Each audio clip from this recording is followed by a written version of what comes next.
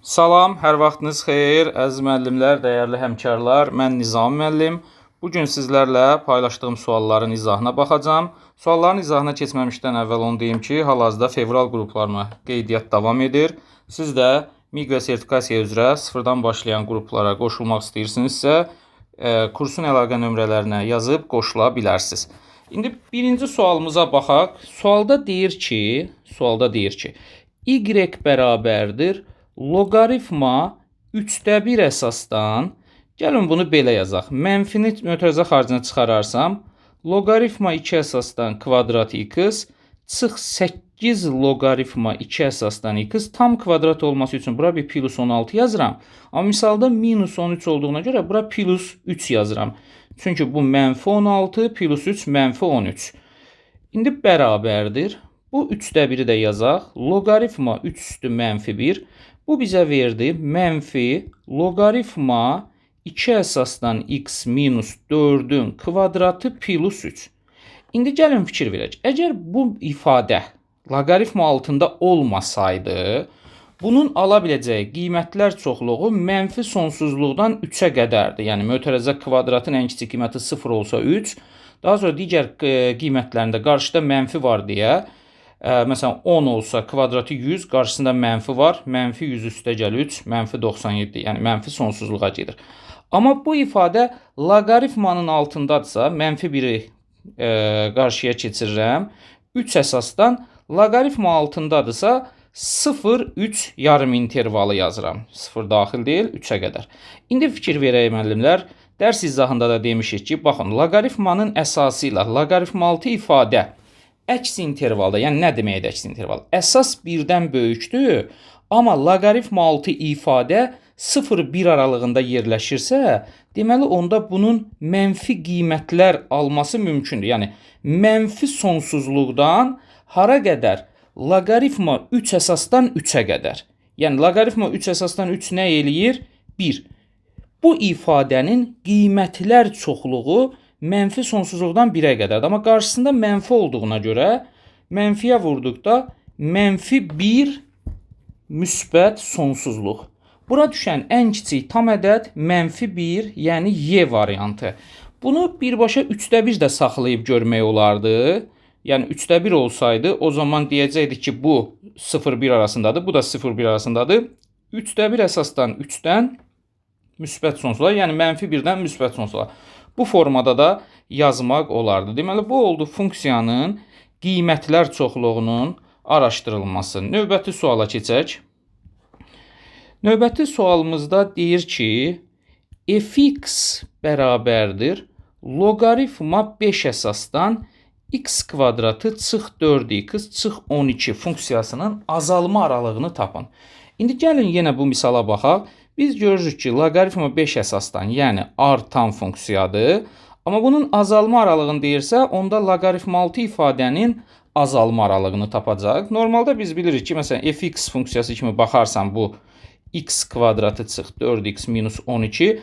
Təbii ki, biz artma aralığı dedikdə ən rahat getdiyimiz yol artma aralığı bizdə olur f'(x) böyük bərabərdir 0. Amma azalma aralığında da f'(x) kiçik bərabərdir 0. Bunu da həmən qayda ilə müəllimlərimizin səhv etdiyi yerlərdən biri budur ki, bunun azalma aralığı törəməsini alıb kiçik bərabərdir 0 yazırıq. 2x minus 4 kiçik bərabərdir 0.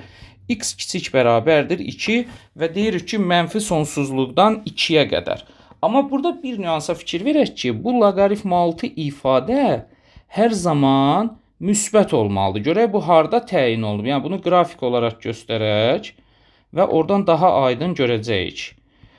Bunun sıfırları, yəni vuruqlara ayırsaq, bu bizdə mənfi 2 və 6-nı verir. Yəni bunun qrafikini çəkəsi olsaq, mənfi 2 və 6-dan keçən bir parabola düşünək və həqiqətən də bunun x0-ı, yəni simmetriyası 2-dir və doğrudan da bu funksiya 2-yə qədər, mənfi sonsuzluqdan 2-yə qədər azalan funksiyadır gördüyümüz kimi. Amma loqaritma 6 ifadə bizdə hər zaman müsbət olduğuna görə bu funksiyanın aşağı hissəsi təyin olunmuyor. Yəni burada loqaritm altı ifadə mənfi olduğuna görə bizim bu misal üçün qrafikimiz mənfi sonsuzluq, mənfi 2-yə qədər 6-dan müsbət sonsuzluğa hissəsinə baxılır.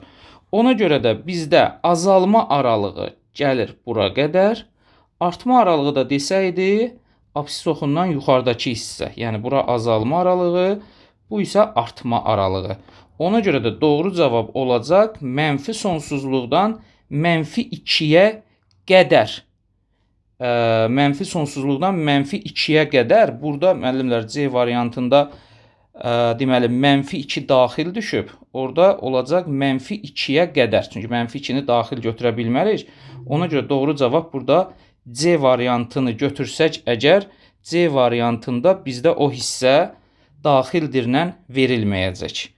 Əslində interval əgər loqaritm altında olmasa, bunu bir şey deyim sizə, deməli loqaritmanın altında olmasa, baxın, azalma aralığı və ya artma aralığı nöqtəyə görə araşdırılmır, intervala görə araşdırılır. Yəni normalda məsələn mənfi sonsuzluqdan mənfi 2-yə qədər və yaxud da mənfi sonsuzluqdan mənfi 2 daxil olmaqla hər ikisi tutaq ki, funksiyanın azalma aralığıdır. Azalma aralığıdır. Amma bu loqaritmanın altındadır deyə əslində doğru cavab burada C variantının parça formasında yox, yəni interval formasında mənfi sonsuzluqdan mənfi 2-yə qədər olması lazımdır. Növbəti suala keçək. Deməli, növbəti sualımız da təyin oblastıdır. Dünən bu sualları paylaşarkən bir qiymətlər çoxluğu, bir təyin oblastı, bir də artma azalma aralığı barəsində istədim ki, sual seçim. Çünki bu suallar soruşulur. Baxın, bizə deyir ki, bu funksiyanın 3-cü suala baxaq. Y bərabərdir kök altında loqaritma 3 əsasdan kvadratı x çıx 3 loqaritma 2 əsasdan x plus 3-ün təyin oblastını tapın. Daha doğrusu sualı belə yazaq. Deməli, loqaritma 3 əsasdan loqaritma kvadratı 2 əsasdan x çıx 3 loqaritma 2 əsasdan x plus 3-ün təyin oblastı. Hər şeydən öncə bu böyük bərabərdir 0 olmalıdır. İndi müəllimlər, baxın, bu 3 əsasdandırsa, yəni əsası 1-dən böyükdürsə, bu ifadənin loqaritma 3 əsasdan A kimi düşünün. Bunun böyük bərabər olması üçün gərək A da böyük bərabərdir 1 ola. O zaman biz bu loqaritma 6 ifadəni loqaritma 2 əsasdan kvadrat x çıx 3 loqaritma 2 əsasdan x plus 3-ü böyük bərabərdir 1 götürək. Nəticədə buna bir t desək, t kvadratı minus 3t plus 2 böyük bərabərdir 0. Bunun kökləri də deyək ki, t minus 2, t minus 1 böyük bərabərdir 0. Yəni normalda mənfi sonsuzluq 1-ə qədər birləşir 2-dən müsbət sonsuzluğa qədər. Deməli, bir dəfə biz alırıq loqaritma 2 əsasdan x kiçik bərabərdir 1-dən, hansı ki x kiçik bərabərdir 2. Amma bizim şərtimiz var ki, loqaritma altı ifadə müsbət olduğuna görə, baxın, x böyükdür 0-dan. Bunu da nəzərə alaq. Digər tərəfdən isə loqaritma 2 əsasdan x böyük bərabərdir 2, yəni x böyük bərabərdir 4. İndi gəlin bu halı birləşdirək. 0-dan 2-yə qədər 2 daxil olmaqla, çünki təyin oblastıdır, mənfi hissəni götürə bilmərik, birləşir 4-dən müsbət sonsuzluğa, yəni doğru cavab Y variantı. Belə, əziz həmkarlar, ümid edirəm izahlar sizin üçün aydın və əlçatan oldu. Sağ olun, növbəti izahlarda görüşərik.